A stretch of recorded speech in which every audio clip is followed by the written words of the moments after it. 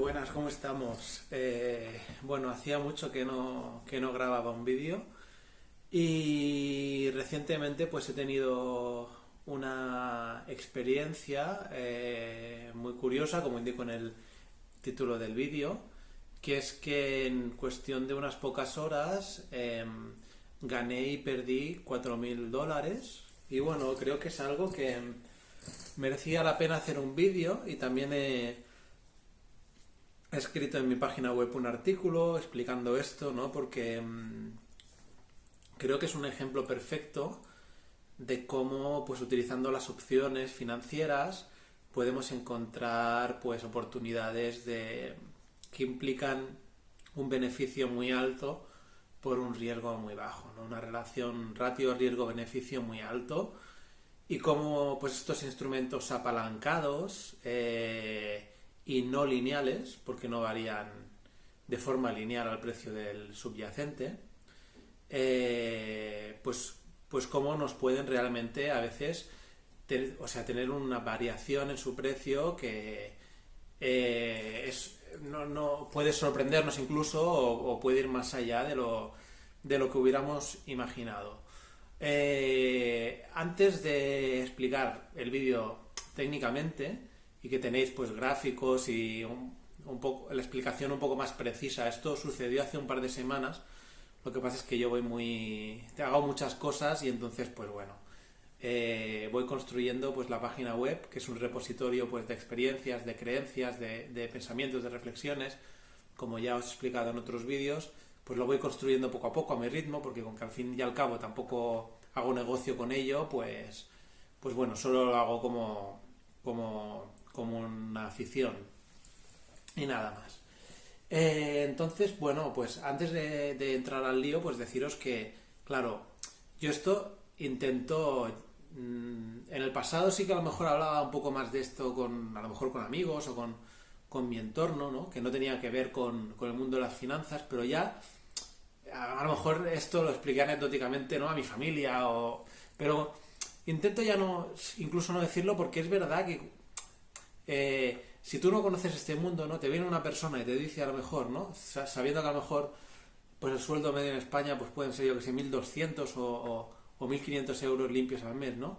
Y te viene un tío y te dice que en unas horas ha ganado $4.000, aunque luego los haya perdido, que luego los perdí. Es por eso, con que es una experiencia un poco montaña rusa, no de emociones, porque ya estoy muy maduro en esto, pero sí bueno, es una anécdota buena, ¿no? Pero sí que es verdad que, bueno, yo lo hago en este canal, ¿no? Porque creo que las personas que veáis este contenido, pues será porque realmente os gusta, ¿no? Lo que hago, que sois poquitas, pero algún comentario alguien me ha dejado y muchas gracias, porque eso me motiva para seguir haciendo algún vídeo y seguir pues explicándooslo como yo, con mi humilde opinión de cómo yo veo las cosas, que no tiene por qué ser la mejor forma. Pero bueno, que yo entiendo que ya hablar de estas cosas, claro, alguien que es ajeno a este mundo puede pensar que le estás vacilando, si le estás diciendo que en unas horas ganaste $4.000, por ejemplo. Pero bueno, es que este mundo es así, ¿no? Y realmente la gracia es que no lo hice arriesgando mucho. O sea, creo que el riesgo total que tenía encima de la mesa y igual eran $800 o poco. O sea, no mucho. Y bueno, ya entro después de esta pequeña intro, ¿no? Pues solo para deciros que el vídeo no lo hago con ningún afán de nada. Es decir, ni de vacilar, ni de decir nada. O sea, solo una anécdota curiosa y que ayuda a entender lo complejo que es este mundo y lo sorprendente a veces y bueno, y a veces para mí aunque en el trading y en la especulación hay que sacar las emociones de la ecuación, lo emocionante en el fondo, ¿no? Porque la verdad es que a mí me sorprendió, incluso cuando estaba en más 4.000 pensaba, o sea, yo me esperaba hacer algo de dinero, ¿no? Pero no tanto, y luego cuando se desinfló tampoco tuve una decepción, porque pensé, bueno, ahora os explicaré más en detalle, entonces entenderéis, porque tampoco era un tema, porque yo sabía muy bien dónde me estaba metiendo y cuáles eran los factores que iban a afectar al precio de esas opciones. Básicamente esto fue hace un par de semanas, cuando Google y Amazon presentaron resultados. Creo que fue un jueves, o por ahí, jueves por la tarde. Y el miércoles anterior, o sea, el día anterior, justamente la FED, que ya para también hago un poco de esfuerzo de hacer un poco de formación, con estos vídeos, no solo hablar a los 4 freaks como yo. O sea, la Fed es el Banco Central de Estados Unidos. Y son los que cortan el bacalao. O sea, los bancos centrales, su función es inyectar o sacar dinero de la economía, del país, de la zona que ellos controlan, para intentar o bien propulsar el crecimiento económico, imprimiendo dinero, haciendo políticas monetarias expansivas, que se llaman, o bien cortar el grifo, dejar de imprimir dinero, bajar su balance de bonos que a lo mejor han comprado empresas del país que ellos controlan o de la zona que ellos controlan para financiarlas, como hicieron, pues, por ejemplo, en Estados Unidos, pues con el COVID pues empezó a comprar bonos de aerolíneas para que no se fueran a la mierda, básicamente. Pues esa es la función de los bancos centrales, es esa, ¿no? Con que en el COVID la Fed y el Banco Central Europeo, que es el de Europa, solo hace, ¿sabes? Estar en un examen y el Banco Central Europeo hace así. Mira a ver qué ha puesto la Fed y ellos copian. O sea, al final quien corta el bacalao en Occidente a nivel de políticas monetarias es la Fed, ¿vale? Y la Fed, entonces, ahora con que en el COVID hizo unas políticas tan expansivas, pues esto es un poco lo que explica la teoría del ciclo económico de la Escuela Austríaca de Economía, que los ciclos económicos los provocan los propios organismos gubernamentales que con sus políticas monetarias pues crean ciclos de expansión y contracción ellos solos. Vamos, que intentan arreglar algo y a veces aún la lían más gorda.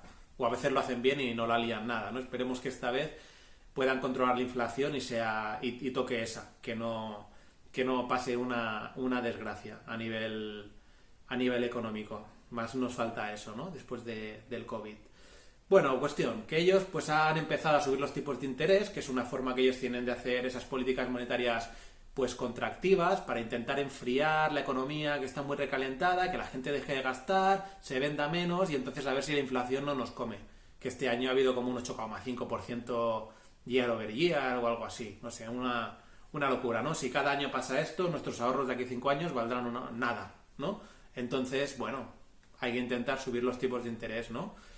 Pero claro, ¿qué pasa? Que esto para la bolsa es muy malo y es uno de los motivos por los cuales, o sea, básicamente la bolsa está bajando por 2 motivos. Primero, porque la Fed está dejando de hacer políticas expansivas, está subiendo los tipos de interés, ya no sé por dónde van, si van por un 3%, por ahí, por un 4%, me parece que van por ahí, y cada pues 2 o 3 meses suben pues 0,5 puntos porcentuales más. Entonces ellos ya llevaban muchos meses subiendo a 0,5, 0,5, 0,5 y eso va siendo clatellada a la economía, ¿sabes? Perdón, clatellada es una palabra catalana, que yo soy catalán, van pegando golpes ahí, van cuchillazo a la economía. Cada subida de tipos hace dañito, hace pupita, porque la bolsa sube mucho cuando la gente tiene mucho dinero en los bolsillos y dice, ¿dónde coño lo meto? Pues yo qué sé, compro acciones. Pero si empiezas a cortar el grifo, el acceso a crédito es más difícil porque suben los tipos de interés y la gente no puede obtener financiación tan fácilmente, pues la bolsa baja porque la gente lo que hace es vender sus acciones para tener líquido para pagar la factura de la luz. Lo estoy resumiendo muy en plan, en realidad quien mueve la bolsa y tal son las grandes instituciones, ¿no? Pero es por esto, es decir, porque las grandes instituciones se ven en necesidad de liquidez y entonces tienen que vender acciones y por eso con que la oferta supera la demanda, pues entonces el precio baja, como es lógico. Y por otro lado, que las empresas que han tirado del carro, las famosas FANG, entre ellas Google y Amazon, han empezado a presentar resultados un poco decepcionantes.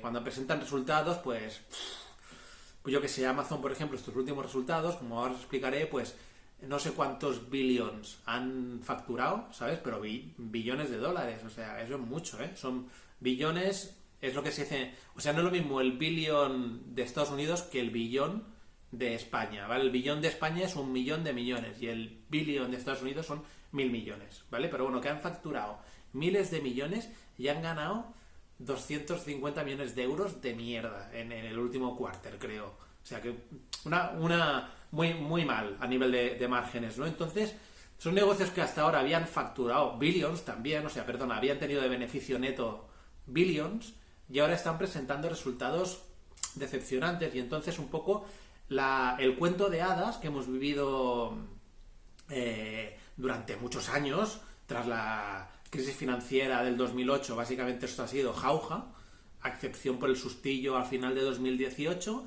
ya que se amenazaba una subida de tipos y que se acabara los quantitative easing de la Fed, y en 2020 con el tema del COVID. Pero ha sido todo bueno, y el COVID acabó y luego fue que todo se volvió a ir a la estratosfera, vamos, hizo máximos históricos otra vez la bolsa. Entonces, bueno, estas empresas son las que han tirado del carro de esta época tan de bonanza, por así decirlo, ¿no? Y ahora que empieza la economía, pues eso, a enfriarse, y estas empresas que han tirado tanto del carro del ciclo económico expansivo que hemos vivido los últimos 15 años, están empezando a desacelerar. Por ejemplo, Amazon Web Services no ha crecido nada, que es el motor de crecimiento real de Amazon, es la parte que tienen del cloud, el Amazon Web Services. Y ha crecido muy poco, ¿no? Entonces, cuando las empresas dejan de crecer tan aceleradamente, pues esto hace que los inversores no vean un futuro tan brillante, también se acojonen y a lo mejor vendan sus acciones o sencillamente no compren tantas, ¿no? Entonces, bueno, entre una cosa y la otra, al final, en los últimos meses Amazon, Google habían bajado como un 30%, o sea, una locura de bajada, me han bajado mucho. Han bajado mucho. Es decir, cuando presentaron los resultados cuatrimestrales, no estos que os estoy hablando de hace 2 semanas, sino los otros, los de después de verano, se pegaron una desplomada a las FANG, pero del 30%. O sea, pasaron de $140 a 90 y pico. O sea, fue una colleja heavy, ¿vale? Y llevan hundidas en el barrio la cotización sin pasar de 100 muchos meses, ¿no? Entonces, claro, ¿qué pasa? Que la FED iba subiendo los tipos de interés y tal. Y esa semana la bolsa estaba reaccionando muy bien, con mucho optimismo, porque se esperaba una subida de tipos de la FED, es decir, no que bajaran los tipos de interés, pero que dijeran, en lugar de 0,5 puntos porcentuales, vamos a subir solo 0,25. Entonces eso ya indica como un poco punto de inflexión, ¿no? Si a ti el tío que te está jodiendo la alegría, ¿no? Subiéndote cada 2 meses un 0,5 y te dice que este mes ya se te va a subir un 0,25, es que a lo mejor se ve la luz al final del túnel, en el sentido de que ellos ya piensan que con estas políticas ya que están haciendo, a lo mejor teniendo los tipos de interés a un 5%, ya la inflación se podrá controlar a un 2-3%, que es lo que a ellos les interesa, porque una economía que crece saludable siempre tiene un poquito de inflación, ¿vale? Por eso los pisos no dejan de subir a lo largo de la historia. La gente piensa que los pisos suben, pero no es que suban, es que mantienen su valor respecto a cómo sube todo, ¿vale? Respecto a la inflación. Y entonces, bueno, pues ya se ve como a lo mejor un pequeño punto de inflexión, ¿no? El Jerome Powell, que es el presidente de la Fed, pues como que no se ha mostrado tan severo, ¿no? En sus declaraciones, ¿no? Y ha hecho una subida, pues como le dicen, soft landing o algo así. Landing, que es aterrizar en inglés, ¿no? Como en plan, bueno, que parece ya que la cosa puede tranquilizarse un poquito. Y entonces la bolsa estaba reaccionando con mucha alegría. Y cuando el viernes Tesla estaba subiendo mucho, Facebook había subido un más 23% esa misma semana. Es que me voy acordando de cosas porque ya sabéis que a mí me gusta un poco improvisar estos vídeos y escribir artículo hace una semana. Ya me voy acordando de cosas de por qué me metí en esa operación, ¿no? Y Facebook había presentado resultados días antes y subió un 23% porque anunció que iba a readquirir 40 billones de dólares de sus propias acciones, ¿no? Las empresas, cuando tienen mucha pasta, lo que dicen es, mira, o sea, las empresas sacan sus acciones a bolsa para financiarse. O sea, nadie saca las acciones a bolsa si no es para obtener financiación, ¿vale? Porque tú pierdes el control de la empresa. Es en plan que tú haces una empresa que es 100% tuya, entonces dices, joder, tú para crecer más y para hacer mis planes necesito, yo qué sé, ¿sabes cuánto dinero? No sé, 100 billones, ¿sabes? O sea, mucha pasta, ¿no? Y yo, o sea, yendo al banco no la puedo conseguir. Entonces lo que voy a hacer es sacar mi empresa a bolsa, un 70% yo me quedo un 30% de las acciones, ¿sabes? Que totales emitidas, y un 70% pues que se las repartan, ¿sabes? Y entonces yo al final pierdo el control de la empresa, ¿no? Bueno, depende, o sea, aquí hay varias cosas, ¿no? Es decir, si el propietario tiene el 51% de acciones, ya es mayoría absoluta, ¿no? Si tiene solo el 30%, sería accionista mayoritario, pero pierde el control total, y también hay una junta de accionistas que le puede dar por culo, o incluso lo puede despedir, ¿vale? Como le pasó al Steve Jobs, que lo despidieron de la empresa que él había creado, ¿no? En los años 80. ¿sí? Entonces, bueno, pues ellos sacan esto, ¿no? Pero ellos cuando van bien dicen, hostia, tú, saqué en ese día porque necesitaba cash, pero ahora que ya tengo pasta, joder, pues, ¿qué coño? La recompro y hago lo que me salga a los cojones luego yo con mi empresa. Y esto es lo que ha hecho Facebook, ¿vale? Ha recomprado un paquete de acciones importante, que no es el 20% de la propiedad de la empresa, como para que la cotización se dispare un 20%. O sea, es normal que si es decir, ¿por qué sube la cotización si la empresa readquiere sus acciones? Porque el precio de la cotización es oferta y demanda. Si la empresa readquiere acciones que están circulando en el mercado, entonces la oferta de acciones es menor y entonces lo escaso es más caro, por eso sube. En cambio, si la empresa emite más acciones, que eso se llama dilución, a los accionistas, es en plan, tú tenías 100 acciones, yo qué sé, de Endesa, y Endesa hace una nueva salida a bolsa para financiarse. Pues tus 100 acciones valen menos, porque tú tenías 100 acciones de tropecientas mil que habían, pero ahora hay tropecientas mil más 1 millón más, ¿vale? Y por eso te diluyen tu propiedad sobre esa empresa cuando las empresas hacen emisiones secundarias, ¿vale? Para financiarse, porque generalmente es porque les va muy mal la vida y necesitan más dinero. Entonces, bueno, básicamente el caldo de cultivo era bueno. Amazon y Google estaban subiendo, presentaban resultados a cierre de mercados el jueves, de hace un par de semanas, y mi razonamiento fue el siguiente. Los mercados se han tomado muy bien, o sea, la Fed mueve mucho los mercados se han tomado de puta madre la subida de tipo solo de 0,25, no de 0,5. Tesla está que se sale, que se ha duplicado en un mes. Es verdad, se había duplicado en un mes. Facebook anuncia una recompra de acciones y sube un 25% casi. O sea, como Amazon y Google, o Amazon o Google, presenten resultados y sean algo mejor de la mierda que se espera, porque se esperaba una mierda de resultados, me veo una subida del 10% o 15% a cierre de mercado, ¿no? Entonces, en base a esa lógica, hice una acción bastante... o sea, buscando un poco la opcionalidad y una buena relación riesgo-beneficio, que fue, mira, voy a comprar calls out of the money a muerte. Compré creo que 50 contratos en total, que 50 contratos te da derecho a comprar, o sea, 5.000 acciones. Claro, y eso tiene una cotización. Esas empresas cotizaban a ciento y pico, 110 o así ese día, porque estaban subiendo el 7% ese día. Y claro, o sea, claro, 5.000 por 100, ¿no? Es decir, bueno, es que era una bastante locura. Se estaba jugando, digamos, por valor, es decir, arriesgando, con que las compré muy out of the money, valían centimillos, valían como 0,30, 0,70. Creo que las de Google valían 0,30 y 0,70, no sé, lo tengo escrito en el blog, eso no es importante. Lo importante es que por unos $800 jugué capital de $500,000 o por ahí. Y entonces yo era consciente de que si el mercado cerraba, y el vencimiento era como a 3 semanas, o sea, si el mercado cerraba y esas empresas subían un 10%, iba a ganar, y no os exagero, de verdad, que no tengo este canal para vacilar, pero que estas oportunidades existen. Iba a ganar 30 o 60.000 euros. No sé, es difícil de calcular cuánto, pero iba a ganar una pasta que flipas.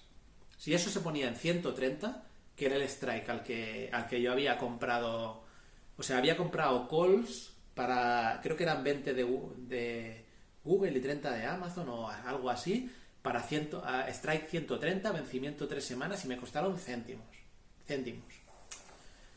Y compré 5.000, o sea, compré 50 paquetes para adquirir 5.000 acciones, o sea, a 130, o sea, echad cuentas, una operación súper heavy. Entonces, pasó algo que eso sí que fue totalmente inesperado. O sea, yo con ese planteamiento lo que pensaba es, si empiezan a bajar, bueno, perderé la mitad de estos 800 pavos, igual perderé $400 o por ahí, ¿sabes? Lo puedo dejar esas 3 semanas a ver si se recupera. Bueno, no era lo que me interesaba, ¿no? La pérdida era limitada y la ganancia era muy heavy. O sea, si eso se disparaba como Facebook el día anterior, como un 25%, es que hablábamos de algo que para mí, con mi economía, con mis finanzas actuales, era un poco life changing, ¿vale? La operación. Entonces pasó algo muy inesperado, porque yo tenía claras mis cartas, que era un todo o nada, con un riesgo limitado, que podía salir muy bien. Pero pasó algo súper sorprendente y es por eso que hago el vídeo. Que entró en juego la volatilidad implícita. La volatilidad implícita. ¿Qué es la volatilidad implícita? Vosotros sabéis que al final, cuando compras opciones, out of the money, si habéis visto mi primer vídeo del curso de opciones, que tengo publicado en la página web, sabéis que no tienen ningún valor intrínseco, tienen solo valor extrínseco, es decir, tienen un valor temporal porque tienes un derecho a, pero en ese momento la cotización, no tendría sentido ejercer tus opciones porque estás comprando las acciones más caras al precio actual de mercado, ¿vale? Se hace una especulación con calls al alza en este caso. ¿Vale?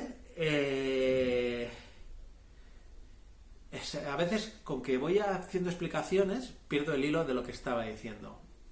Así, la cuestión es que entró en juego la volatilidad implícita, ¿vale? ¿Qué es la volatilidad implícita? Ese valor temporal depende básicamente del tiempo que quede a vencimiento y de lo que se espera que se pueda mover eso, de lo que se espera que pueda liarse para arriba o para abajo. Eso es la volatilidad. Y la implícita es implícita porque está implícita en el precio de la opción, no de la cotización del subyacente, en el precio de la opción.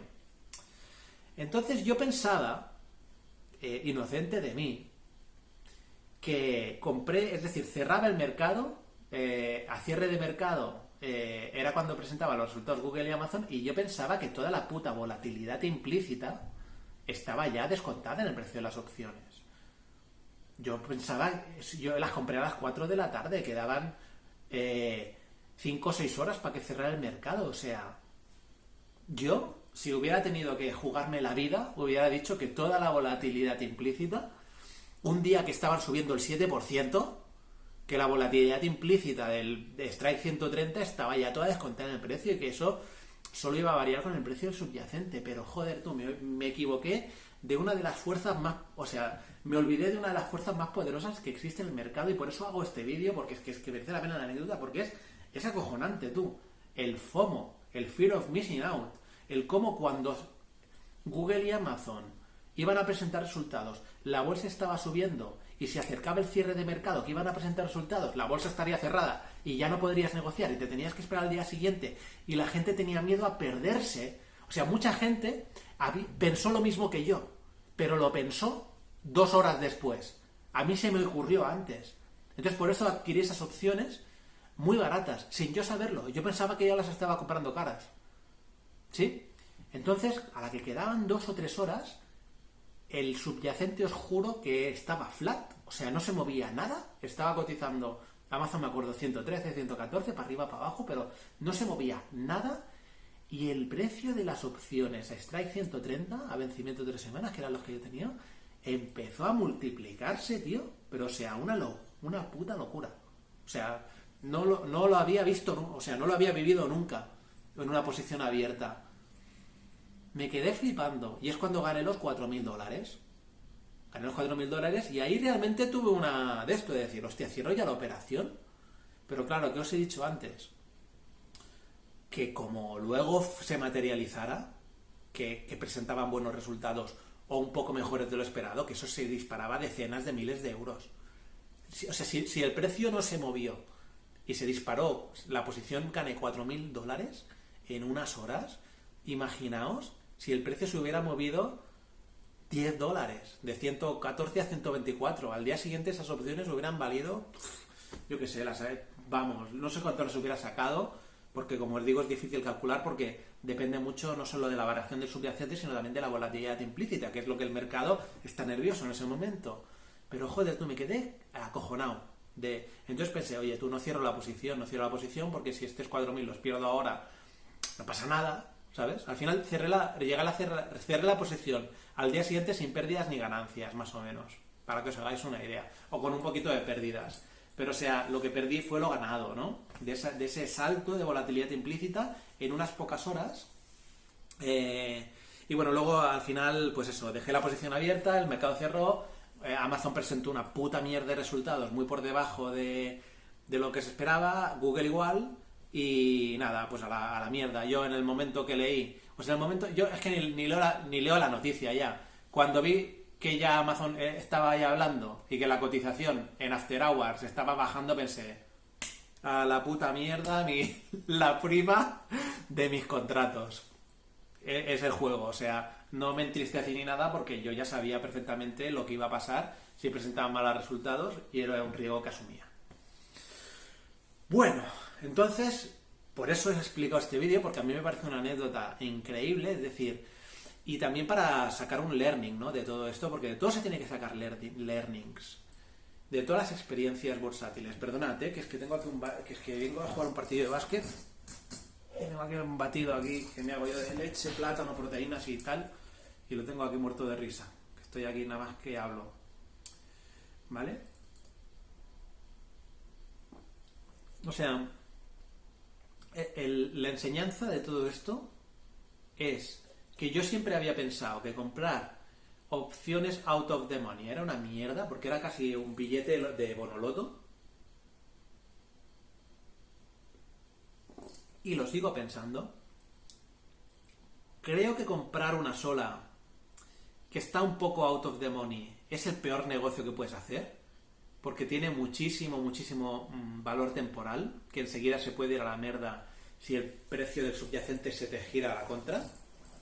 Pero me he dado cuenta de una cosa, de que cuando ves un strike lejano, o sea, out of the money, pero no out of the money de $2, un out of the money más lejano, que sean baratas, o sea, que valgan 10 céntimos cada opción, ¿sabes? Que un paquete de 100, que es como ya sabéis que las opciones van de 100 en 100, te cueste $100, ¿vale? Más o menos, 100 o $200. Y entonces, la estrategia, claro, yo siempre que había trabajado algo con out of the money, me había ido muy mal y había acabado pensando que era una estrategia súper perdedora, porque compraba muy pocos paquetes. Pero me he dado cuenta de una cosa, que cuando el mercado no espera un movimiento, o en este caso que espera un movimiento inferior a lo que luego podría ser, y como lo que os he explicado, el rollo de la volatilidad implícita, y tú has adquirido muchos paquetes, en plan 50 paquetes, por centimillos, si eso sube unos centimillos más, que todavía que el mercado espera que no ocurra, pero con que tú estás ahí con una posición enorme, titánica, entonces puedes ganar una de pasta que flipas. Pero sobre todo tiene que ser en eventos así un poco especiales, situaciones que creas que algo se puede girar, que algo puede ir mejor de lo esperado. Por ejemplo, creo que es buena cosa hacerlo antes de que las empresas presenten beneficios, antes de un discurso de la Fed, o sea, antes de cosas gordas, ¿no?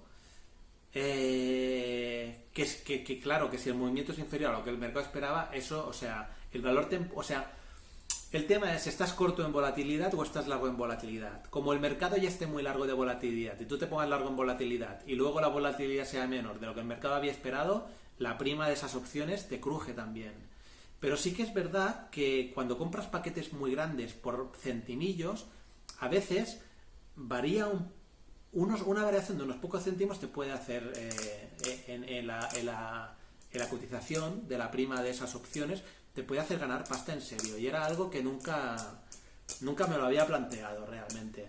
Creo que es una de las formas como la gente de Wall Street Bets en 2021 se forró tanto, haciendo apuestas muy locas, súper apalancadas, con precios muy out of the money y teniendo la puta suerte de su vida. En el sentido de que la bolsa subió mucho. O sea, nadie esperaba la remontada del COVID, no la esperaba nadie. Quien se hizo rico la remontada del COVID fue gente, bueno, que tuvieron los cojones de en ese momento de miedo arriesgarlo todo, o arriesgar mucho para pillar la subida, una subida que no se veía nada clara, dada la gravedad de la situación.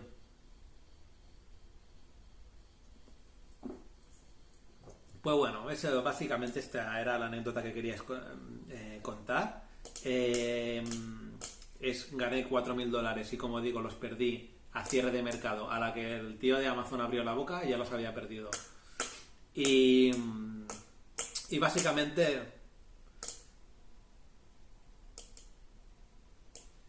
ha pasado algo muy grave que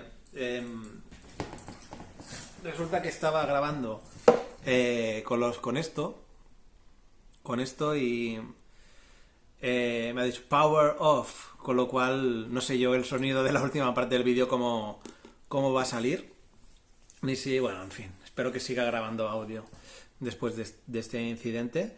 Nada, lo dicho, que esto, que creo que es una anécdota divertida, que fue algo, en el blog he puesto la foto de una montaña rusa para decir cómo fue la posición, y en la página web, en el artículo explico con detalle, con gráficos y todo, cómo fue, es decir, tengo los gráficos de la evolución de la cotización del subyacente y de las opciones de ese día, ¿sabes? O sea, si queréis saber cómo estas cosas se llegan a producir, creo que puede ser enriquecedor para vosotros.